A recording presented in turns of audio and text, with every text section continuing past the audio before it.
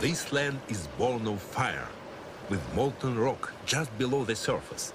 It's as if the whole world boils and bubbles.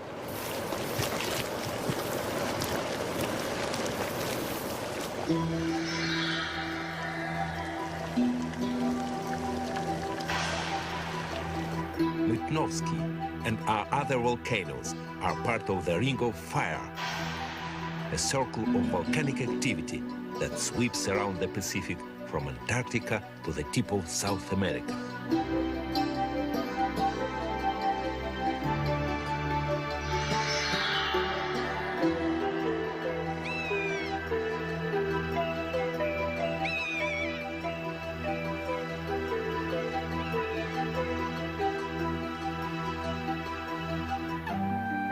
Kamchatka hangs from Siberia like a scimitar. To the west, the Sea of Okhotsk separates this fiery peninsula from the rest of Russia. At well over 16,000 feet, Khrushchevsky is the highest volcano in the whole of Eurasia.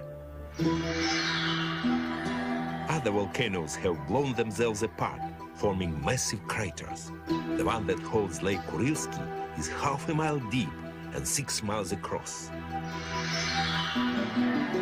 In summer, this will become the realm of our largest bears.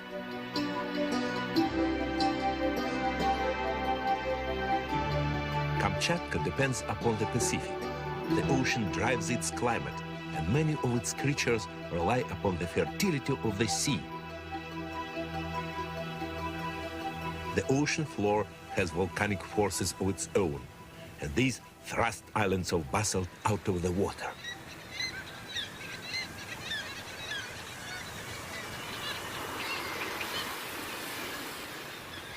Sheer cliffs and screes of boulders are ideal nesting sites for millions of seabirds.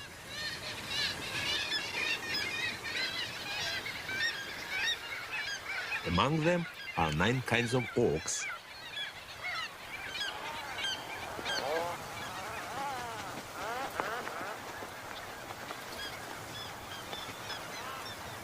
At the end of May, the nesting slopes are still covered by snow, but courtship is well underway.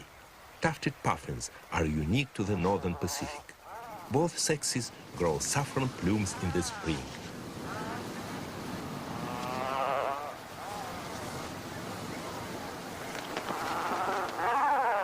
The fleshy projections about their eyes give horned puffins their name. Puffins mate for life. This gentle sparring of bills reinforces the pair bond.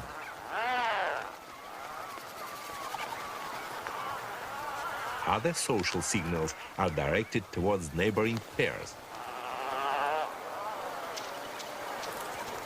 The so-called pelican walk means, keep off, this is my nest site. The seabirds attract my country's most magnificent bird, the world's biggest eagle.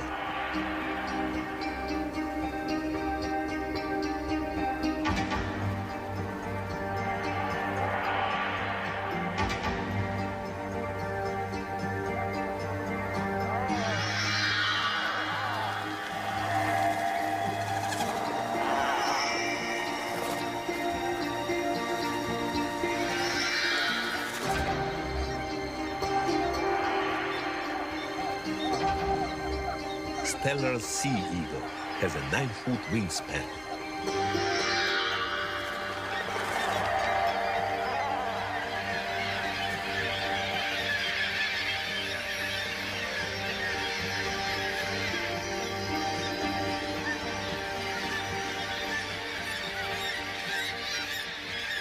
This time the male wasn't hunting.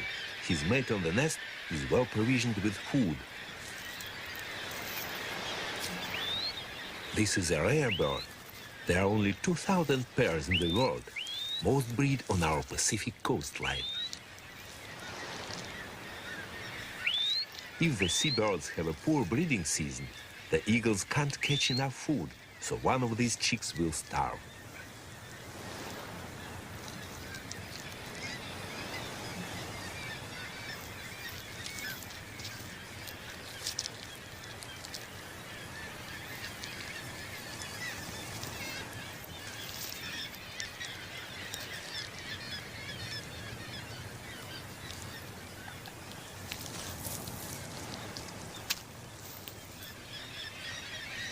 our greatest seabird spectacle occurs at sunset, when a million crested auklets arrive at their nest sites.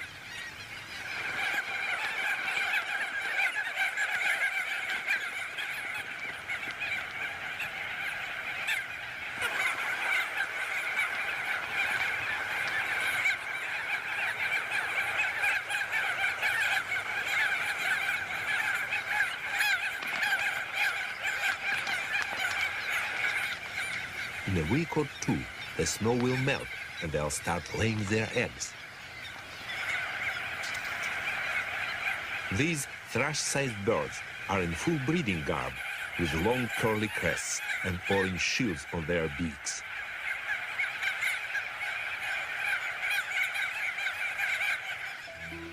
Way to the south, there is another part of Russia's Far East. Ussuriland is on our Chinese border, near Vladivostok. Here, ancient volcanoes are cloaked in an extraordinary forest, nurtured by moisture from the Pacific.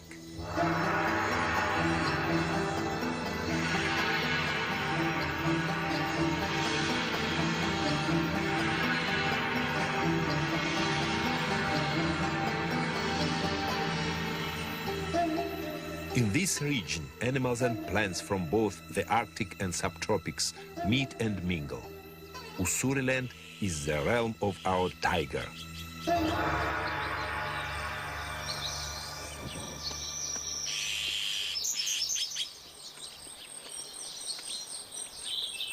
In the 1940s, only 25 of these beautiful cats remained, but luckily they were given urgent protection. Today, up to 300 roam these forests, although they are elusive and rarely seen.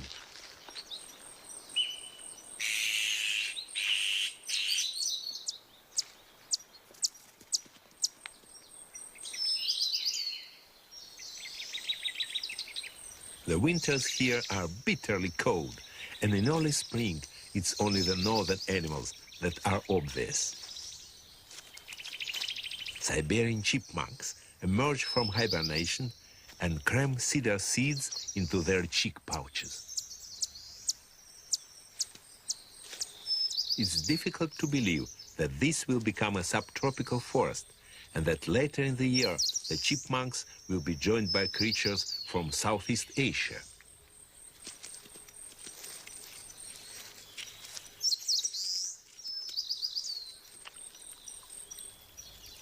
As soon as the ice melts, the woodland pools become centers of activity.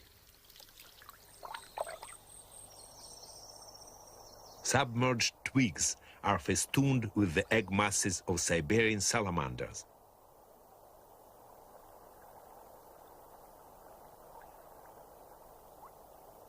They are the only salamanders to penetrate the Arctic Circle, which is way to the north.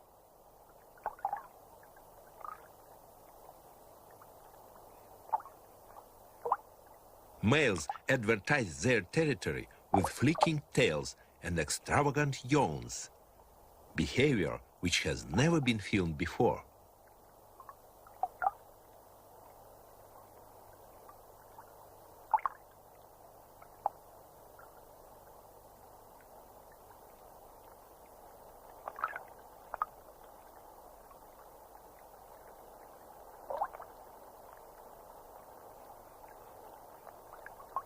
If another male gets too close for comfort, a fight breaks out.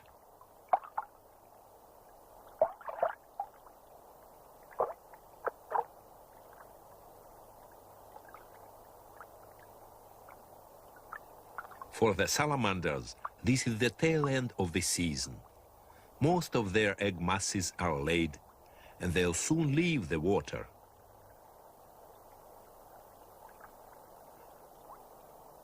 But for amphibians from the south, spawning is at its peak.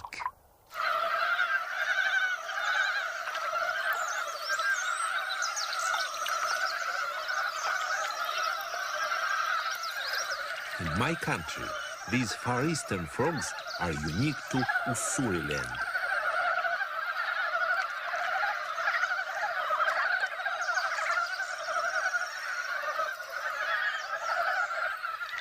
They are a Chinese species, and this is the northern limit of their range. But in these forests, there are other oriental animals and plants that look even more exotic.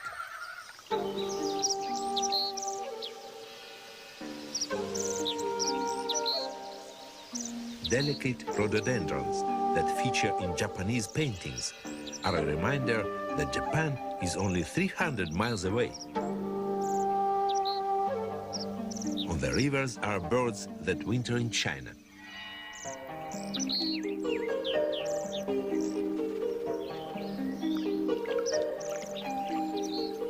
Mandarin ducks, symbols of love and fidelity, have appeared in Chinese art since the 6th century. In my country, they breed only in Ussuri land.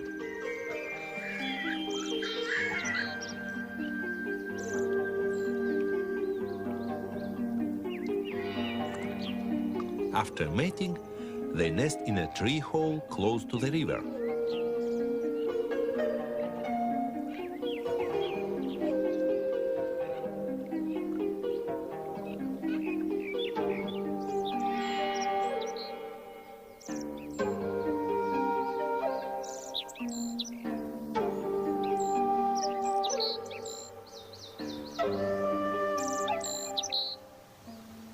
As well as Russia's most beautiful ducks, Ussuriland can also boast our most flamboyant marine creatures, which live in the waters of the Pacific.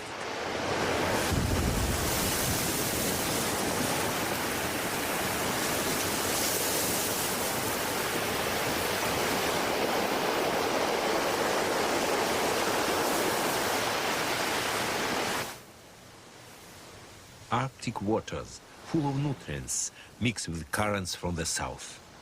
This fertility and warmth produces an abundance of life. The shallows are dominated by colorful echinoderms, the sea urchins and their kin. Cushion stars glide over the rocks with their thousands of tube feet.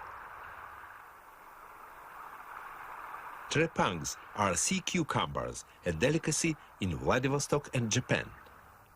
These waters are the domain of our giant octopus.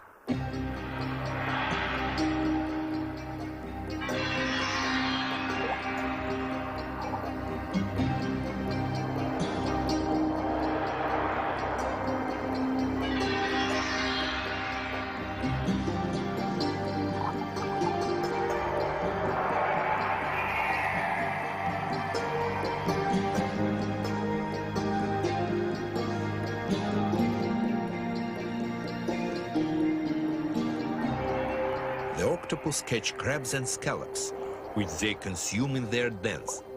But secure retreats are scarce and need defending from intruders.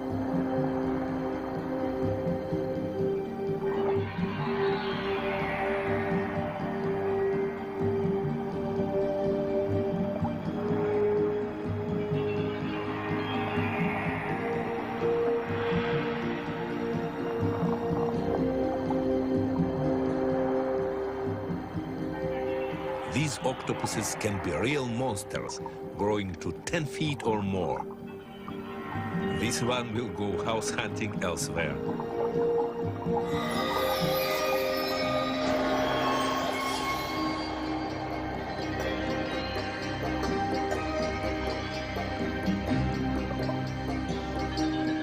These fertile waters are home to the world's largest sea lion. The bulls of stellar sea lions can be 9 feet long and weigh up to a ton.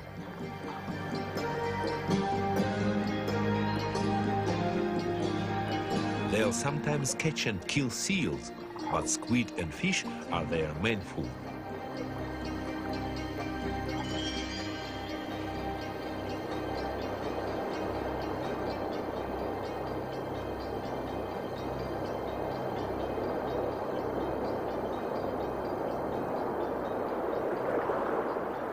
These shimmering shoals of fish are the fuel for millions of seabirds.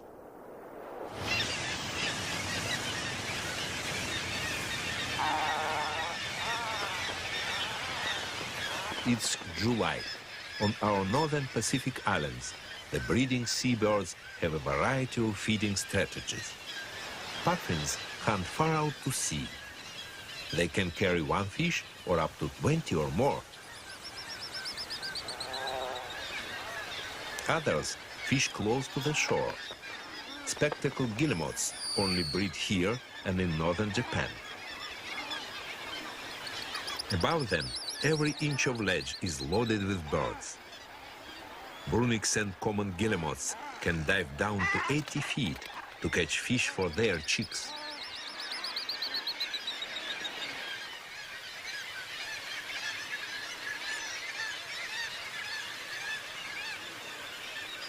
Horned puffins return with fish about 6 times a day.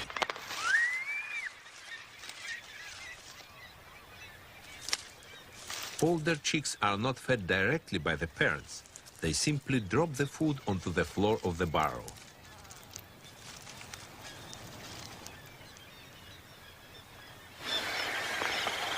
Auklets have a different feeding strategy, sieving the sea for planktonic crustaceans and small fish.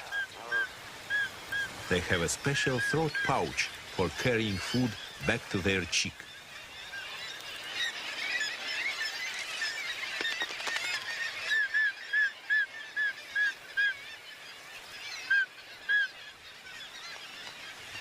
As it's been a successful season for the seabirds, remarkably, both eagle chicks have survived. Now, the parents tempt them to fledge.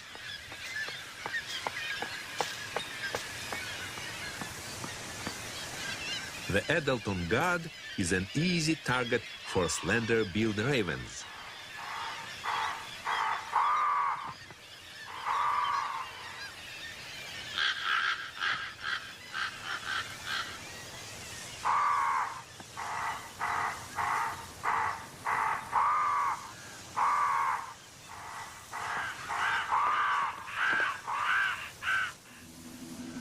In a few days, the young eagles will have flown. At these high latitudes, the midsummer sun barely dips below the horizon, and the islands seem at their most tranquil.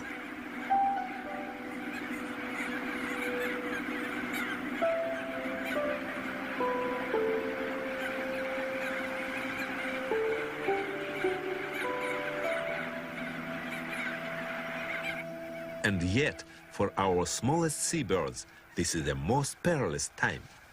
Ancient marlets have no throat pouch to transport food, so the chicks are never fed in the nest.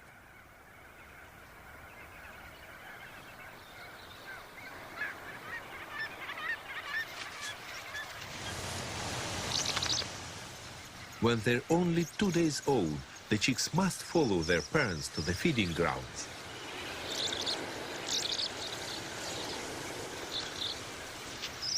Encouraged by their parents' cries, the chicks head for the sea.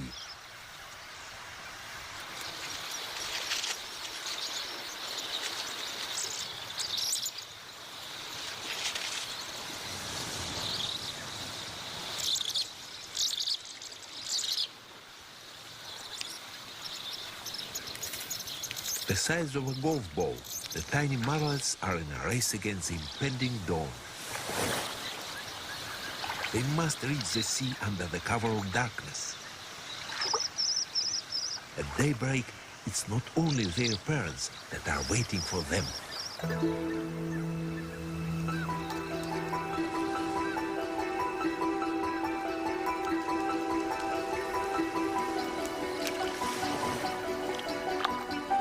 The exhausted stragglers must run the gauntlet of slightly-backed gulls.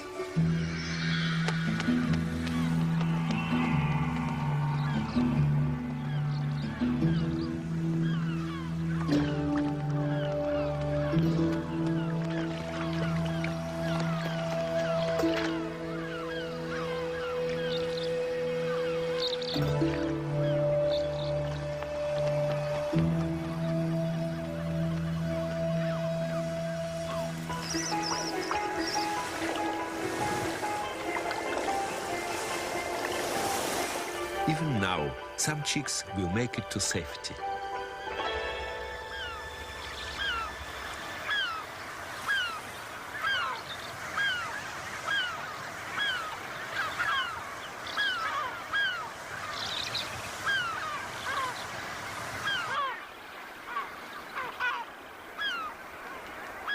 Back in Ussuriland, summer typhoons bring a tropical deluge with up to 10 inches of rain in a day. For a short time, these steamy conditions bring the monsoonal lushness of Southeast Asia to this corner of Russia. In my country, this is the nearest we get to a jungle. This rainforest is adorned with exotic flowers.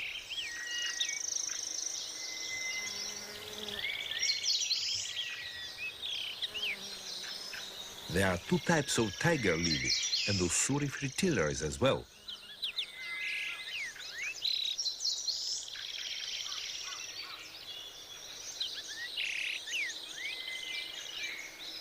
These forests on our Chinese border are composed of oaks and maples, birches and pines, but these northern trees are entwined with subtropical lianas, or even Russia's largest snake.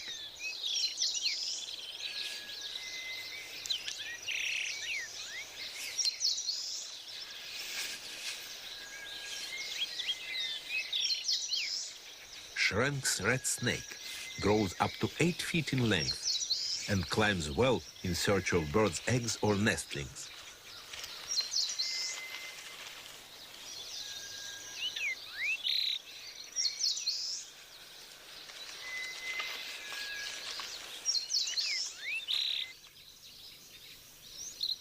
The red snake has a good choice because half of Russia's 780 kinds of birds are found here. Blue and white flycatchers exploit the subtropical abundance and rear 2 broods of chicks.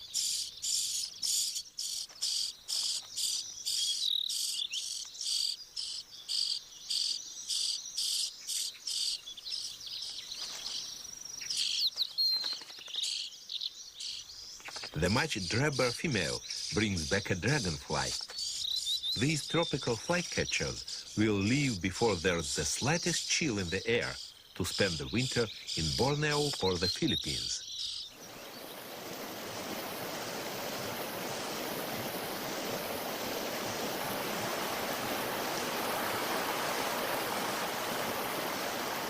These humid forests are the home of Russia's biggest and most beautiful butterflies.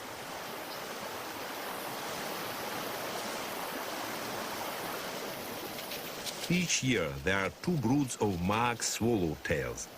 This summer brood is much bigger and more brightly colored than their parents that were on the wing in spring. These gorgeous insects gather at riverside salt licks. The salt solution is very dilute and excess water is continually excreted.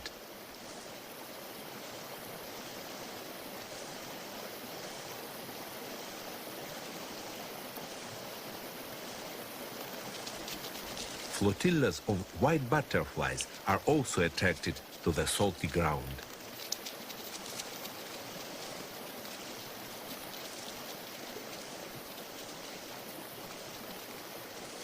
They're joined by emperors and admirals.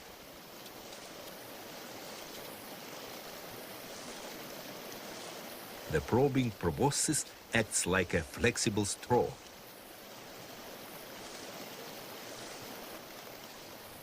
Swallowtails can live for a month or more, but only if they are lucky.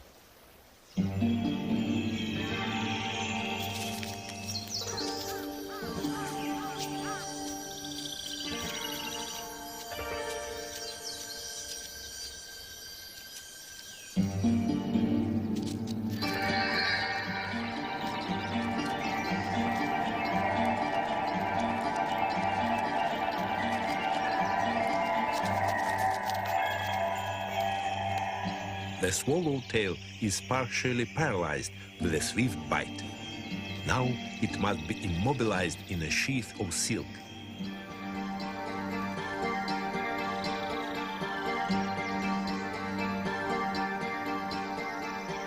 Orb spiders have 6 silk glands, each producing a different type of silk. Strands for wrapping prey are forced through nozzles on the spider's abdomen.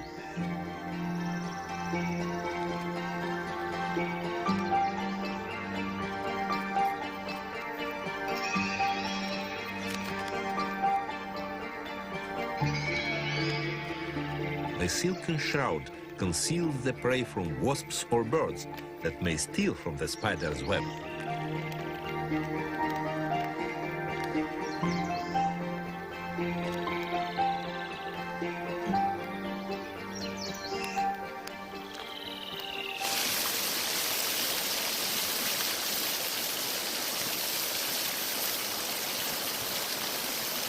Ussuriland is our wettest place.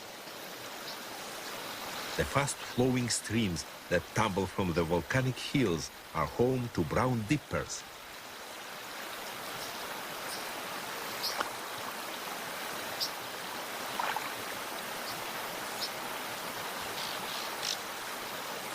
When hunting underwater, silk could clog the bird's eyes, but these toughened white membranes keep the eyes clean.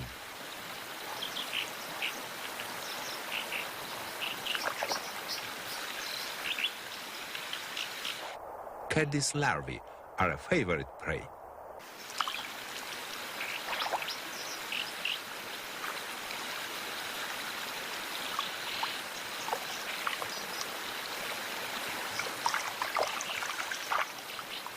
The larvae build armored cases, but these are no defense against hungry dippers.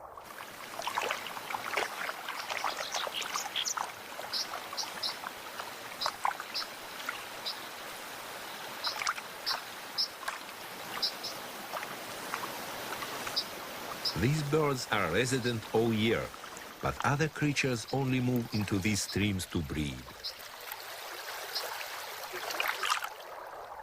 The Pacific lamprey started life as an egg on this stretch of stream. Now it's returned to excavate a nest, shifting pebbles with its sucker-like mouth.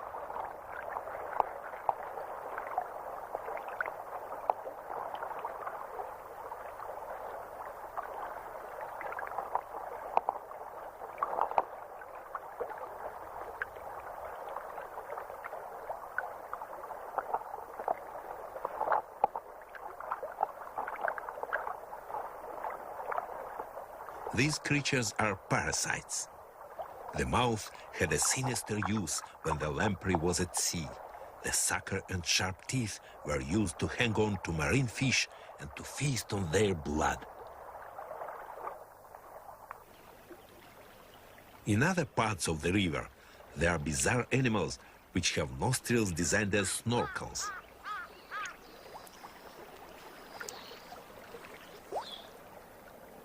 Chinese softshells are turtles with a carapace covered by leather skin. Fish are on their menu, if they can catch them.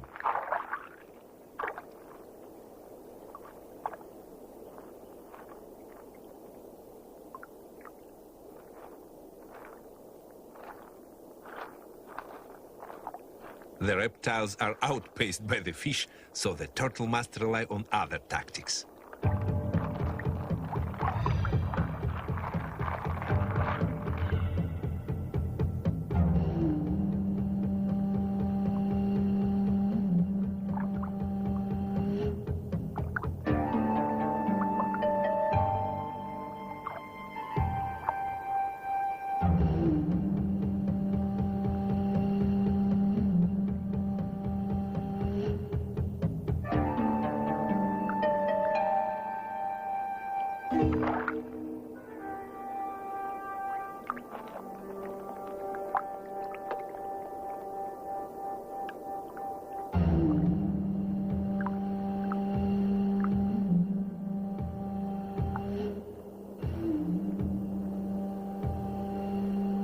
Other exotic creatures hunt at the surface of the water.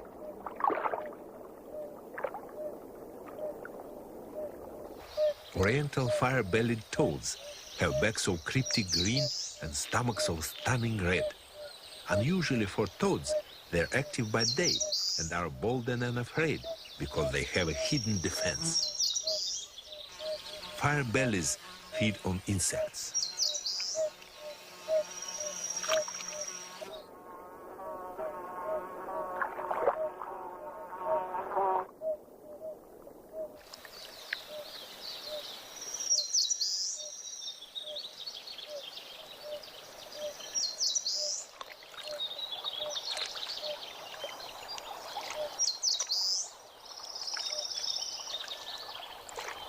Some hunters specialize in frogs and toads. This is our tiger snake.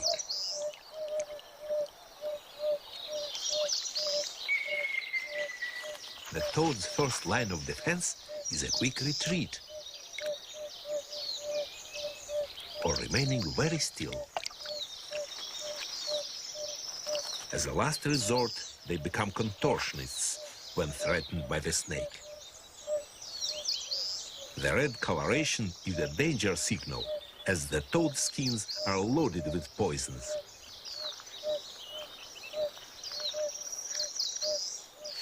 Sensibly, the snake moves on.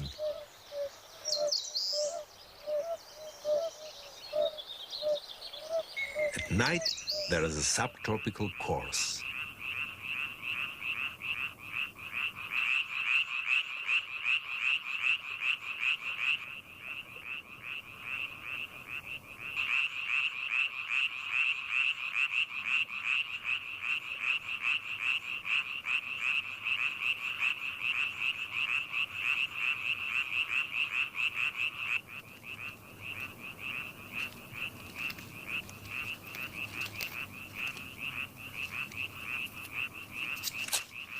In their quest for mates, male Chinese tree frogs engage in croaking tournaments. Some perches give a strategic advantage, and competition for song posts can lead to fights.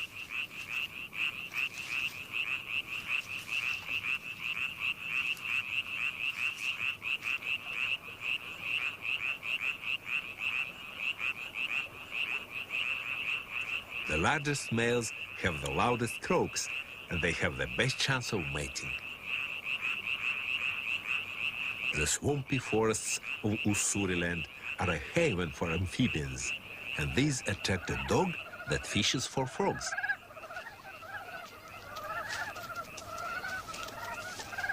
Raccoon dog pups are just out of their den.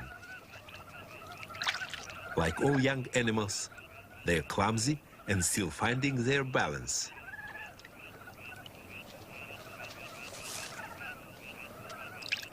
Although they look like raccoons, they're an unusual member of the dog family because they can't bark and they hibernate in winter.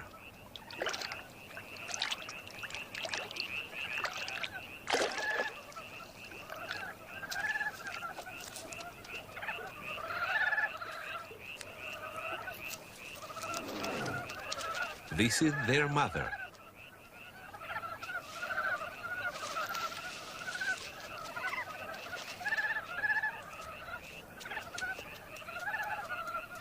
These little dogs are dwarfed by our biggest cat.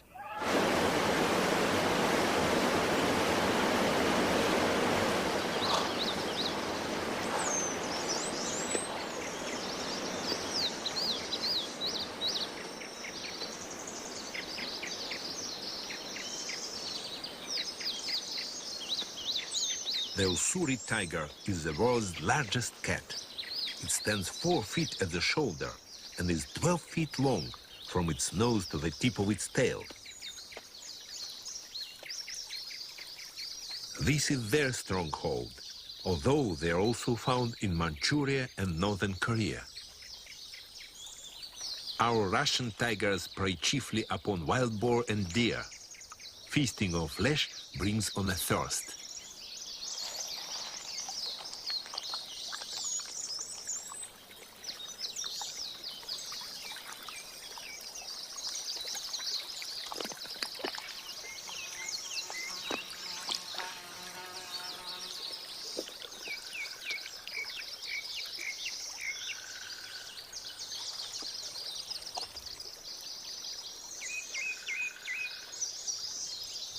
The forests in which our tigers live developed on what was once an active line of volcanoes. Further to the north, on the Kamchatkan Peninsula, these volcanic forces are very much in evidence.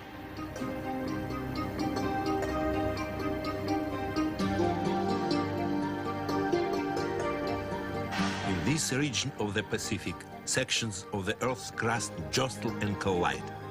Incandescent rock spews from the depths, forming Kamchatka's immense lava fields and some of the world's most magnificent volcanoes.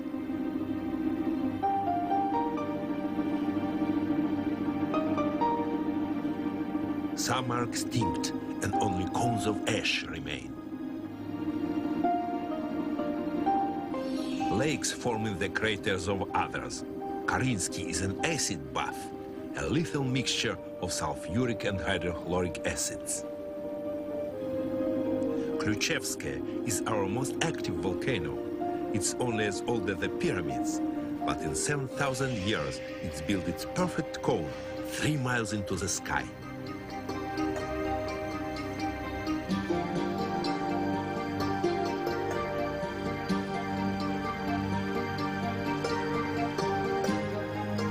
Kamchatka is our last great wilderness and may still hold some surprises. This valley was only discovered in 1941.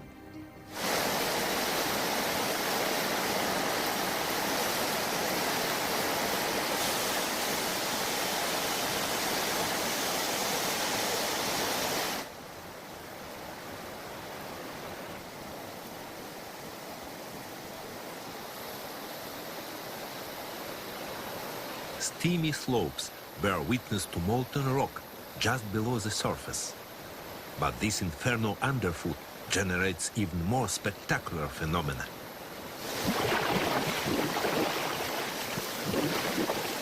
There are 20 geysers here. Every few minutes, one of them erupts.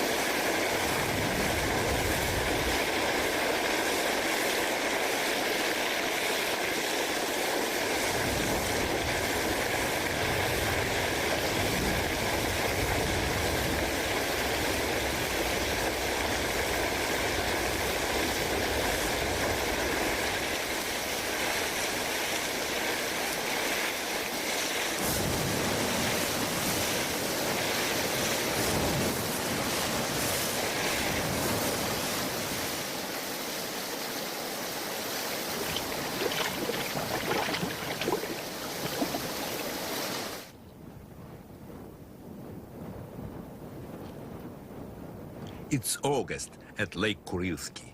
This land of volcanoes is now invaded by huge numbers of fish fattened in the sea.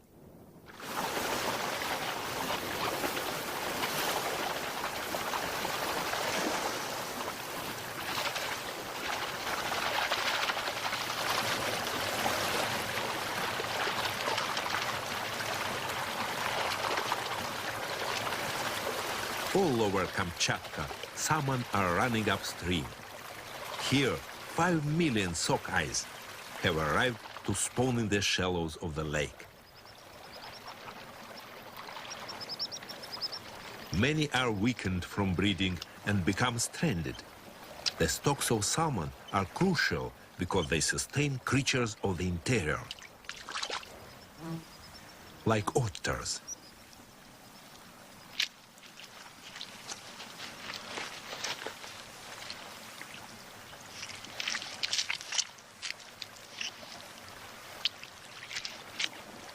This species is found right the way across Russia and even in Britain.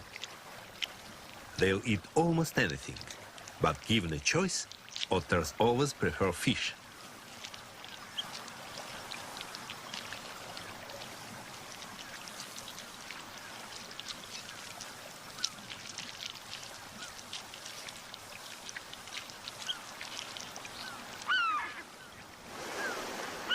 After a summer of feasting on seabirds, slaty-backed gulls tuck into dead salmon and caviar.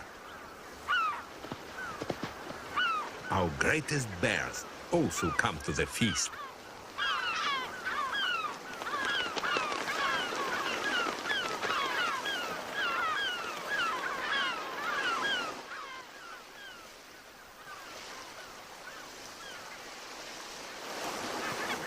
There are 10,000 of them in Kamchatka.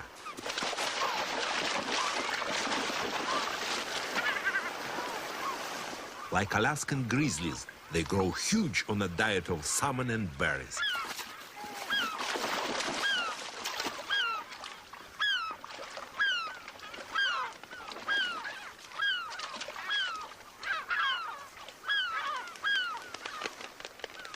Jam-packed in the shallows, salmon are easy prey. But our Russian bears, like bears the world over, still have difficulty in holding a slippery fish.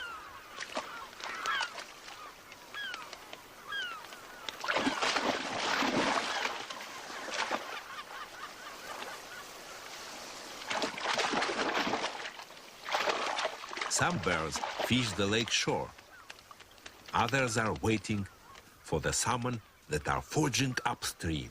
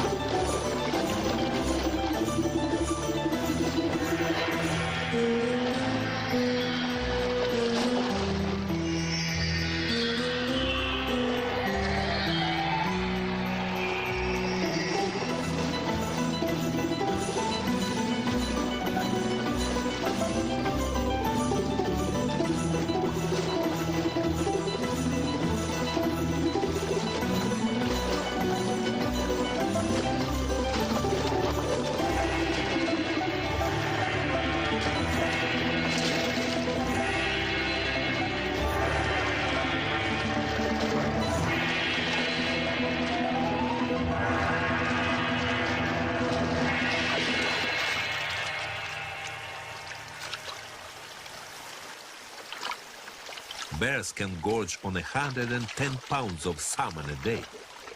They need every ounce of fat to see them through their long winter's sleep.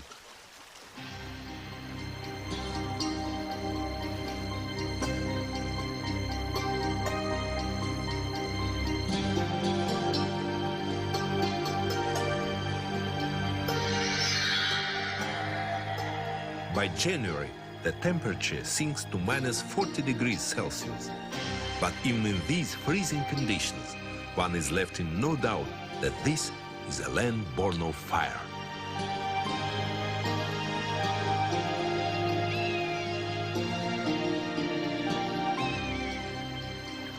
At this time of the year, Kamchatka has yet another surprise in store.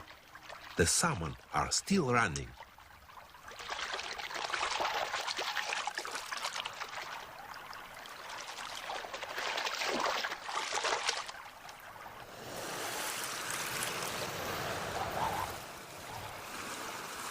The fish attract a gathering of our most magnificent birds. Up to 500 stellar sea eagles arrive for the winter. Young birds gaff salmon with their talons, although they rarely feed in peace.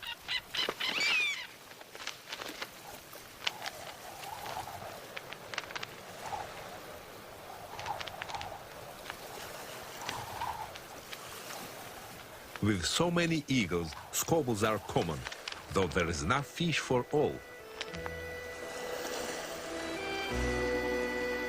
A regal bird in a land born of fire.